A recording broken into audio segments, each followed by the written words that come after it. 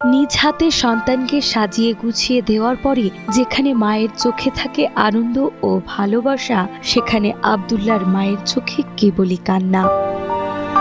Operation করতে না পারায় ধীরে ধীরে মৃত্যুর দিকে এগিয়ে যাচ্ছে বুকের মানিক। আব্দুল্লাহর হাটে দুটো ছিদ্র হয়েছে। আমরা অনেক জায়গায় চিকিৎসা করার পর আমাদের যা কিছু ছিল সব কিছু শেষ। আমরা এখন নিঃস্ব। বুকের ভেতর অস্বাভাবিক ধড়ফড়ানি, নিঃশ্বাস নিতে গিয়ে বারবার থেমে যাওয়া, এই নিয়েই দিন কাটে ৮ বছরের আব্দুল্লাহর প্রতিটি মুহূর্ত।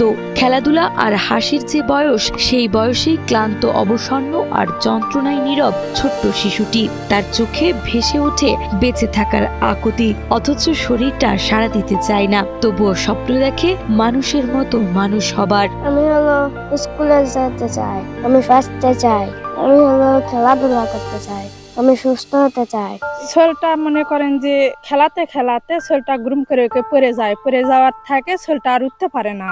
তখন কেউ আমরা যাই ওকে ধরে তুলে দেই। শরীরটা তোলার পরে হাত পাও কাঁপলে ফেলে ওদের বাপ মা ডাক দিয়ে ওরা নিয়ে যায়। আব্দুল্লাহ জয়পুরহাট জেলার কালাই উপজেলার পূর্ব কৃষ্টপুর হরিপুর গ্রামের বাসিন্দা।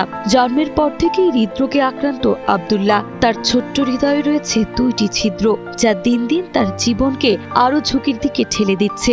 দ্রুত অপারেশন না হলে যে কোনো সময় বড় ধরনের বিপদ নেমে আসতে পারে বলে জানিয়েছেন চিকিৎসকরা। আব্দুল্লাহর এই অপারেশনের জন্য প্রয়োজন প্রায় 6 লাখ টাকা, যা দরিদ্র পরিবারের জন্য একেবারে কল্পনার বাইরে। আমার ছেলে আব্দুল্লাহ হার্টের 2টি ছিদ্র রয়েছে। অনেক চিকিৎসার পর ডাক্তার বলেছে অপারেশন করতে হবে। অপারেশনে অর্থের প্রয়োজন প্রায় 4 থেকে 5 লক্ষ টাকা। আমার এই সামর্থ্য নেই। আপনারা সবাই সহযোগিতা করুন। আমার পাশে এসে দাঁড়ানোর জন্য সবার কাছে আবেদন। এই বাচ্চার পিতামাতার বা দাদার আর্থিক অবস্থা তেমন কিছু নাই, জমাজমি ভূমিহীন। এই বাচ্চার যে অসুখ, তাতে চিকিৎসা করার মতো কোনো সামর্থ্য নাই।